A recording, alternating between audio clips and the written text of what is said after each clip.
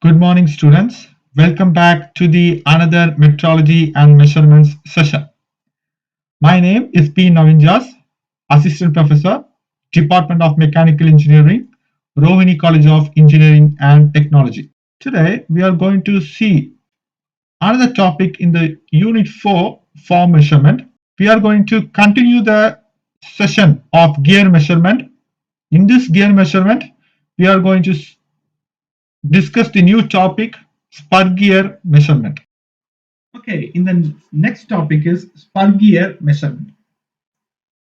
So in this spur gear measurement, some of the inspections are uh, uh, made on the gears. So in this inspection, some of the following elements which we are found out in the manufacturing error, maybe it is present on the uh, gears. By this method, the individual elements of the gear are to be checked in this process. So it is a slow and time consuming process. Okay. So now we are going to see some of the errors which may occur or present in the inspection is run out measurement, pitch measurement, profile measurement, lead measurement, backlash measurement, tooth thickness measurement, concentricity and alignment measurement. Okay. So first we are going to see about the run out measurement. Run out measurement. So what is meant by run out measurement? So this is the example of run out measurement. This run out refers eccentricity in the pitch circle. This run out refers eccentricity in the pitch circle. So it produces a periodic vibration during each revolution of the gear. So when the each revolution of the gear, the vibration which may occurs on the process. So it results in tooth failure in gears. So it may result in the tooth failure or tooth break-in or tooth breakage in the gear. So run out is measured by means of eccentricity tester, and the dial indicator of the tester is processed by the calibrated wire or tip depending on the module of the gear, and the wires are tips inserted between two spaces. Okay, the gears are rotated tooth by tooth, and the variation is noted from the dial indicator. So the next one is pitch measurement. In pitch measurement, normally there are two different ways of pitch measurement. One is point to point measurement or tooth to tooth measurement, and another one is direct angular measurement. One is point to point measurement or tooth to tooth measurement, and another one is direct angular measurement. So this is the tooth to tooth measurement diagram or example of figure. So in this tooth to tooth measurement, it has three tips such as fixed measuring tip, sensitive tip, and adjustable tip or guide stop. So maybe it is a fixed measuring tip, sensitive tip, and adjustable or guide stop. So here is the fixed measuring tip or sensitive tip, and adjusting here there is a sensitive tip, and this is the adjustable or guide stop. So this again I am telling fixed measuring tip, adjustable or guide stop, and sensitive tip. So the position of the tip can be adjusted by a screw. Tip can be adjusted by the screw. The further movement of the sensitive tip is transmitted to the dial indicator through a leverage system. The adjustable stop is required for the stability of the instrument, and its position can also be adjusted by a screw. So this is the small working of the tooth to tooth measurement or point to point measurement. The next one is direct angular measurement. It is the simplest method of for measuring the pitch error by using a set of dial gauges. By using some of the 2 or 3 dial gauges, we are going to check the pitch error against a tooth. So in this method, two measuring contact tips are applied on the same side of the adjacent teeth of the gear. So the left hand tip is first set to the required module by means of some suitable arrangement. The right hand tip is two arm lever. Among them, one contact the gear tooth and the other one actuates the contact point of the dial indicator. By this, we can able to find out the pitch measurement in this by using direct angular measurement. So the next one is profile checking. Next one is profile checking. In profile checking, there are two different types of profile checking are there. One is optical projection method and another one is involute measuring machine. One is optical projection method and another one is involute projection machine. So in optical projection method, the magnified profile of the gear is projected on the screen by an optical lens. Then the projected value is compared with the master profile. Already we studied in the metrology laboratory session about this profile projector. So this method is one of the example for the optical projection method. Okay, in that profile projector, we can able to get the profile checking of the screw thread or gear or anything. Okay, so with the help of this profile projector, we can able to find out the profile measurement and able to find out the error with the help of the master profile. Already we have a master profile which is to compare with the projected value in the profile projector. Okay, so the next one is involute measuring machine. Involute measuring machine. So this figure shows the one of the example for the involute measuring machine, and this is the example for the involute measuring machine. So in this method, the gear is held on a mantle for the measurement. Okay, the gear is held on a mantle for the measurement. A circular disc is having the same diameter. The circular disc is having the same diameter as the base of circle, and a test is fixed on the mantle along with the gear. Okay.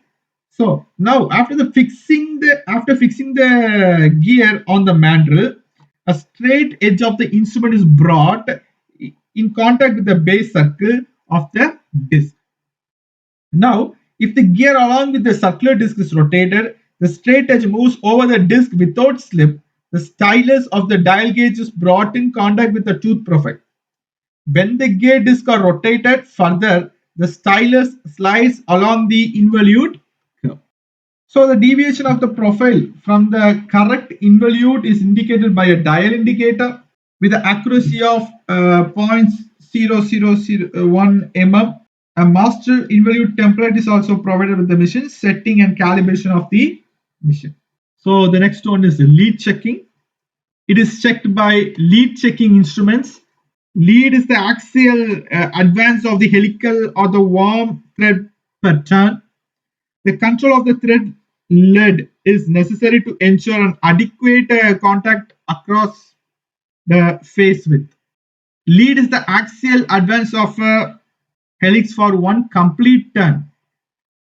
The lead checking instruments advance a probe along a tooth surface parallel to the axis when the gear rotates. Then next one is backlash checking. In this backlash checking, there are two different types. One is circumferential backlash and another one is normal backlash.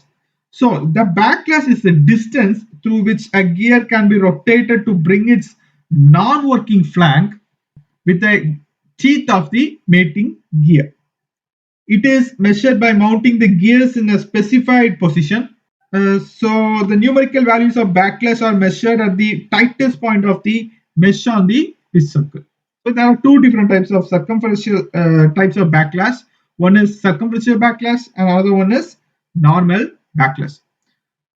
The first one of the two gears of the pad is locked, while the other is rotated forward and backward, and the maximum displacement is measured by the comparator. So The stylus of a comparator is locked near the reference cylinder, and a tangent to this cylinder is called circular backlash. For precision gears, the variation should not exceed 0.02 to 0.03 mm. So the next one is tooth thickness measurement. Tooth thickness measurement. So here, by this method, we can able to measure the thickness of the gear tooth. Tooth thickness is generally measured at a pitch circle, and it is defined as the length of an. It is difficult to measure tooth thickness directly.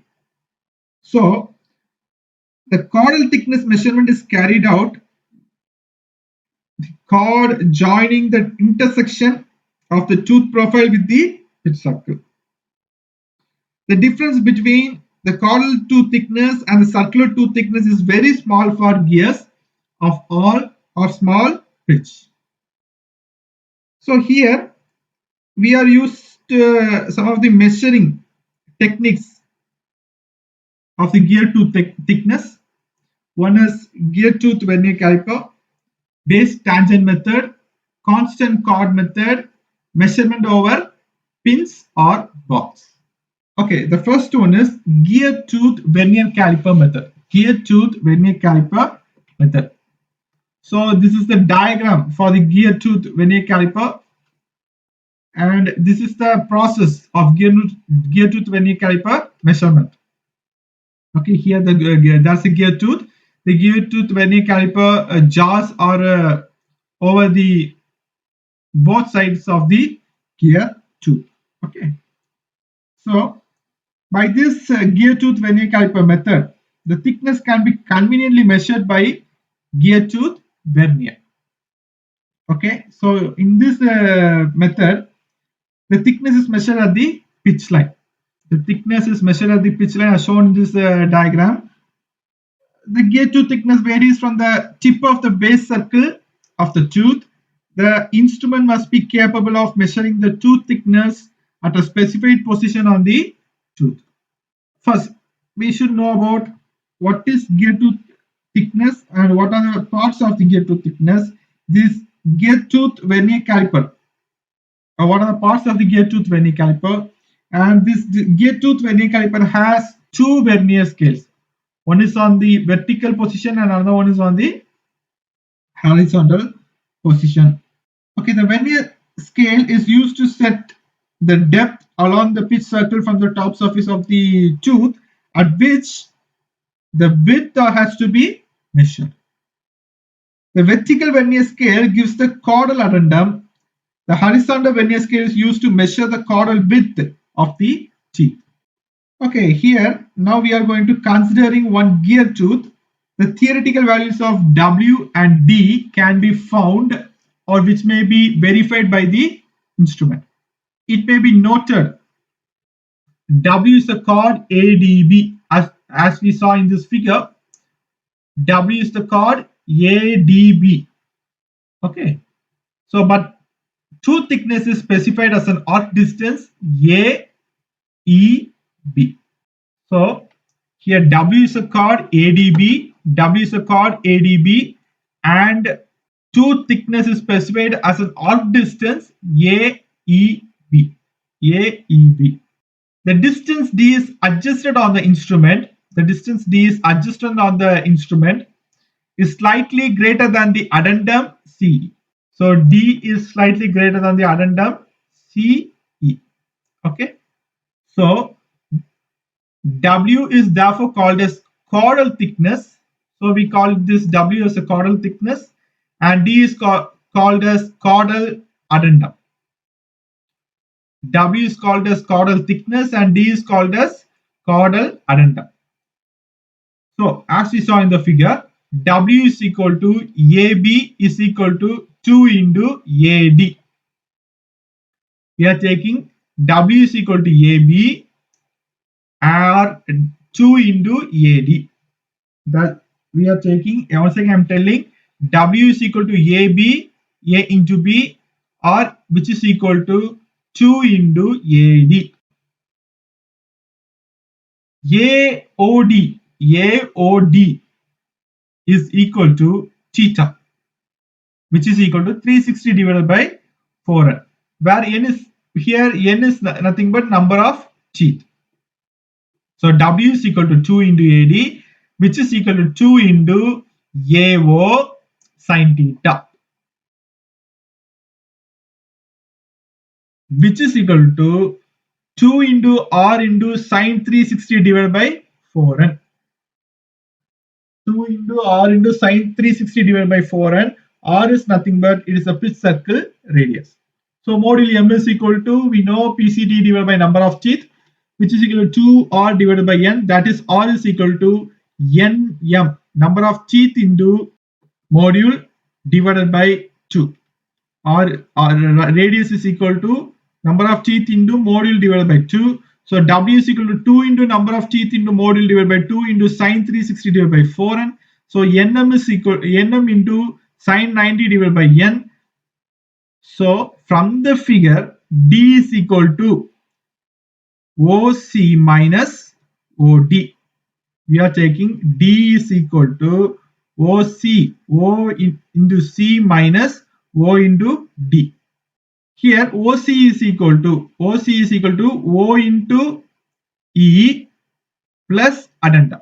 Here OC is equal to O into E plus addendum, which is equal to R plus M, which is equal to NM, number of teeth into module divided by 2 plus module. So OD is equal to R into cos theta, NM divided by 2 into cos 90 divided by N. So D is equal to NM divided by 2 plus M minus NM divided by 2 into cos 90 divided by N, which is equal to NM divided by 2 into 1 plus 2 divided by N minus cos 90 divided by N. So here any error in the outside of the gear must be allowed for when measuring tooth thickness. So in the case of helical gears, the above expressions have to be modified to take into the account change in curvature along the pitch line. The virtual number of teeth NB for helical gear is equal to N by cos cube alpha. So alpha is nothing but here we are taking as an helix angle. So from the above equations, N can be replaced by N by cos cube alpha and M by Mn, which is called as a normal module. So some of the disadvantages in this gear tooth vernier method, it is not closer to 0.05 mm. 2 vernier readings are required.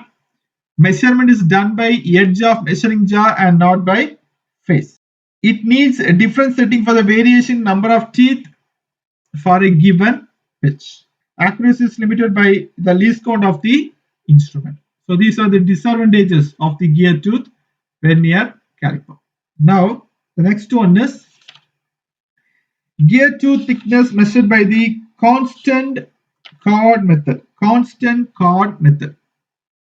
So in this gear tooth vernier caliper, by using constant chord method, both the chordal thickness and chordal addendum are dependent upon the number of teeth. Here, for measuring large number of gears for set, each having different number of teeth would involve separate calculations.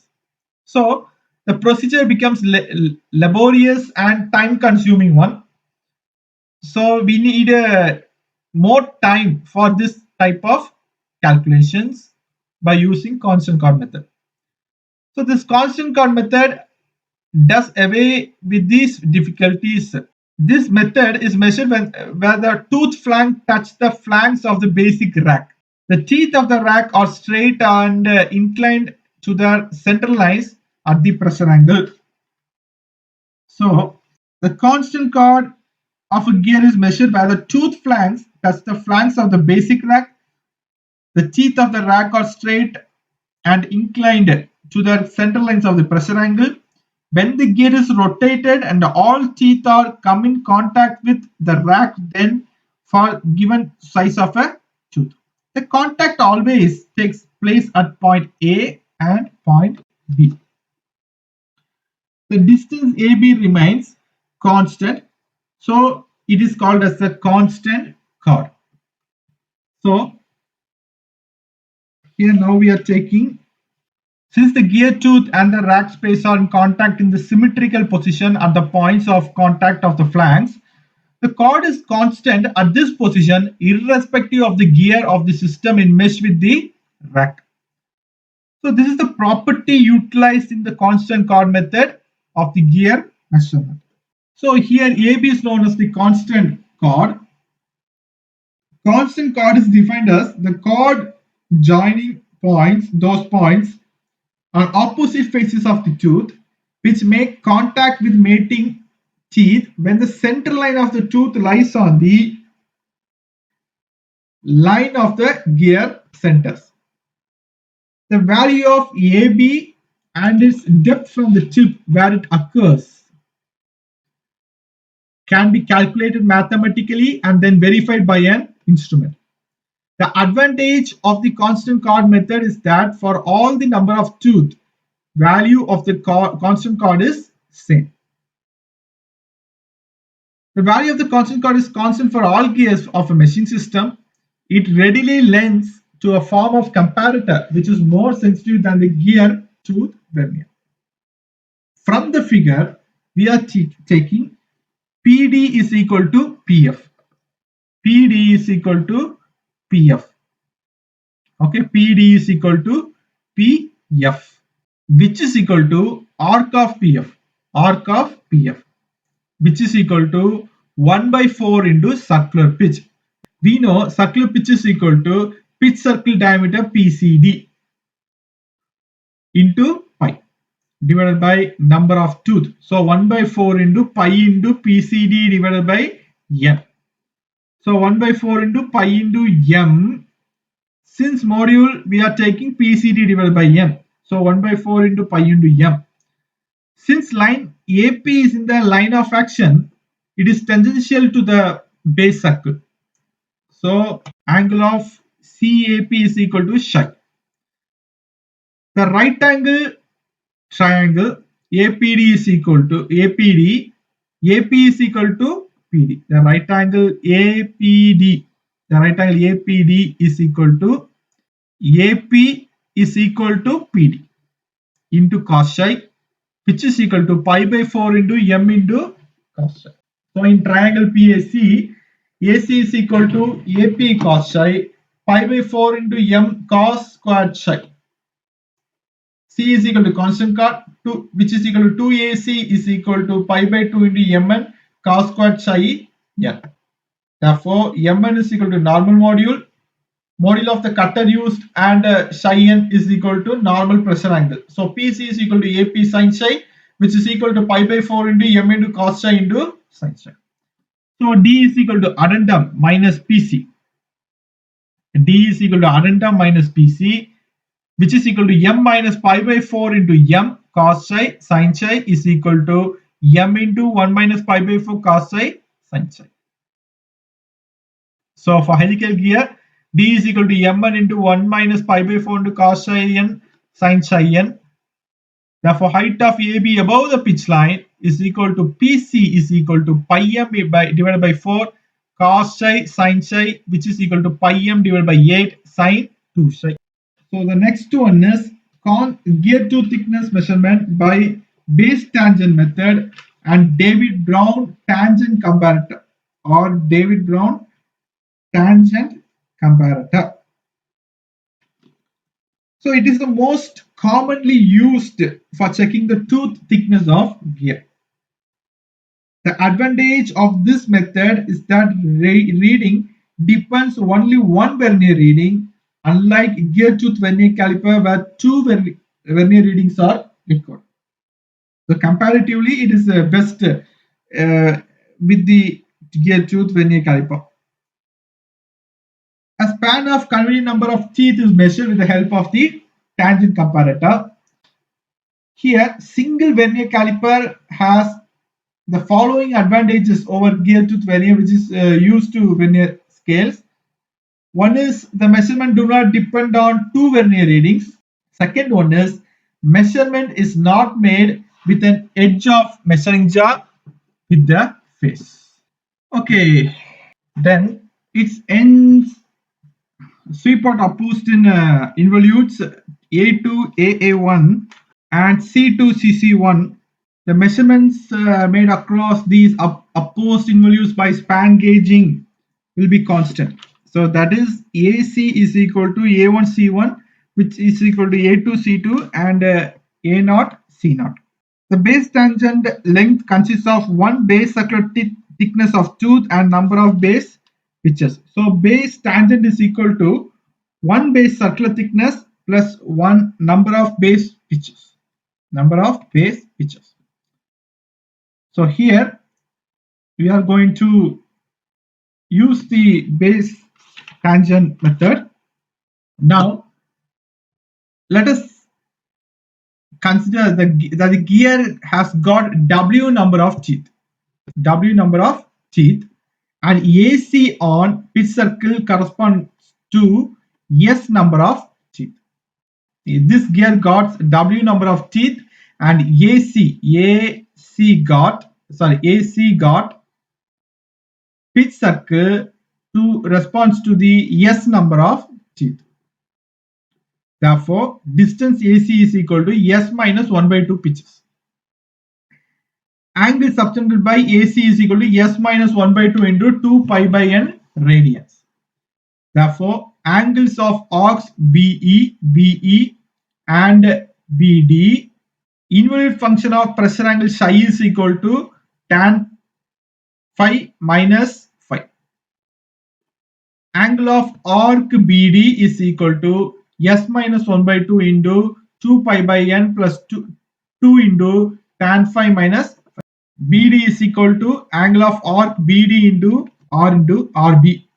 Therefore, BD is equal to S minus 1 by 2 into 2 pi by n plus 2 into tan phi minus phi into RP cos phi, because here we are taking instead of RB is equal to RP cos phi. So M into N, module into number of teeth divided by 2 cos phi is into S minus 1 by 2 into 2 pi by n plus 2 into tan phi minus phi. Here we are taking instead of RP, we are taking Mn divided by 2. Okay. So now Nm into cos phi into pi s divided by n minus pi by 2n plus tan phi by minus phi. So we already defined length of arc BD is equal to distance between two opposed involutes. So n, which is equal to nm into cos phi into tan phi minus phi minus pi by 2n plus pi s divided by n. So here the backlash allowance is specified normal to the tooth flanks. This must be simply subtracted from this derived value. The distance is calculated and then set in the David Brown tangent comparator with the help of slip gauges. So the instrument essentially consists of a fixed anvil and a movable anvil. There's a micrometer on the moving anvil side and this has a very limited movement on either side of the setting. So the distance is adjusted by setting the fixed anvil at dissect place with the help of looking ring and setting tubes. So the next one is measurement over rolls or balls. Measurement over rolls or balls.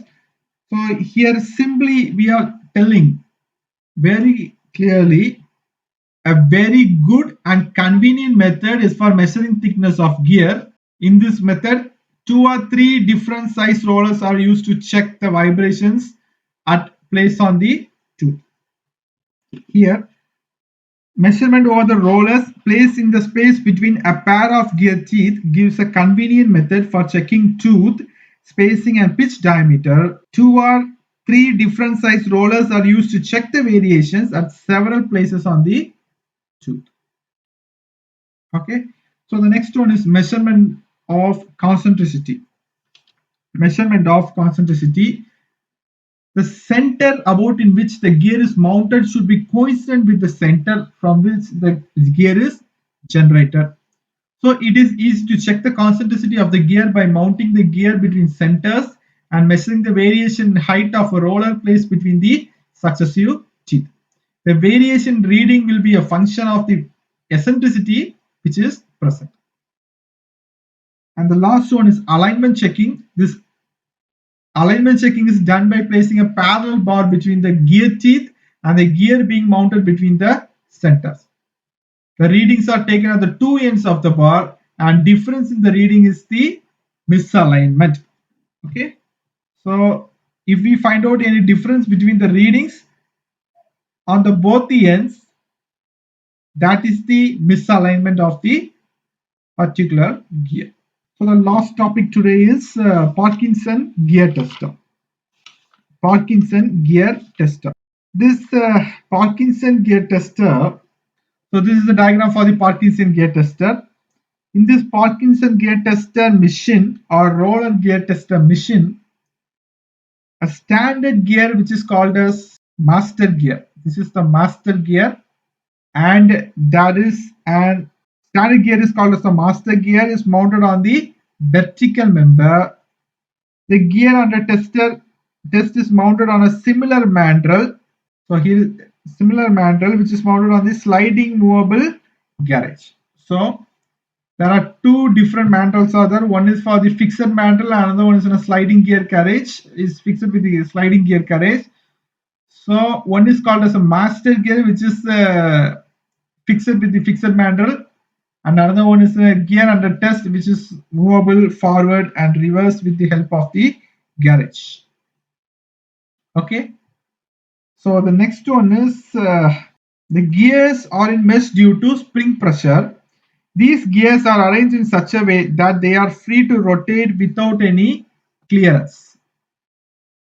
The right mandrel can be moved along the table and clamped at any desired position. The left mandrel slide against the pressure, and it has a limited movement.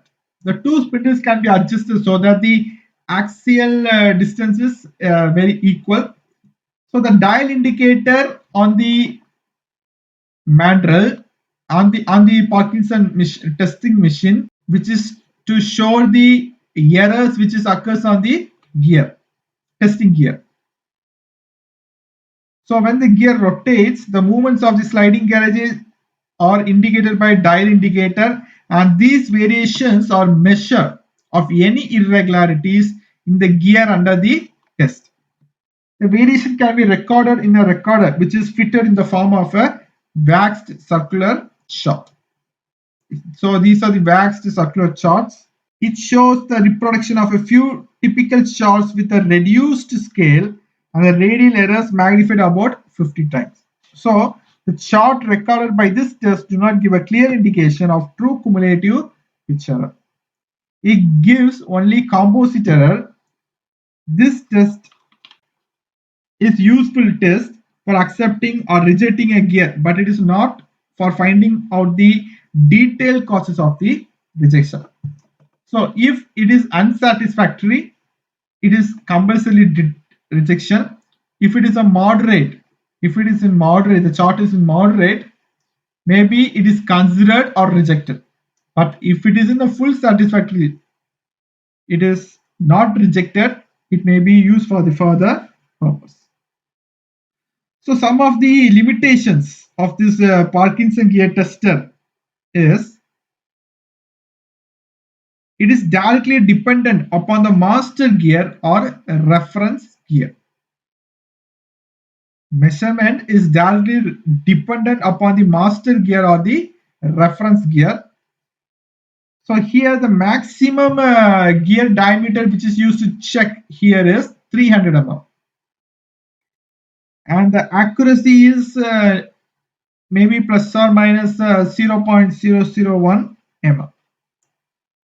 Here we can't able to identify the errors very clearly. The measurement is dependent on the low friction in the movement of the floating garage. So these are the limitations of the Parkinson gear tester. So by this session is over. We are going to study the more topics in the upcoming sessions. Thank you.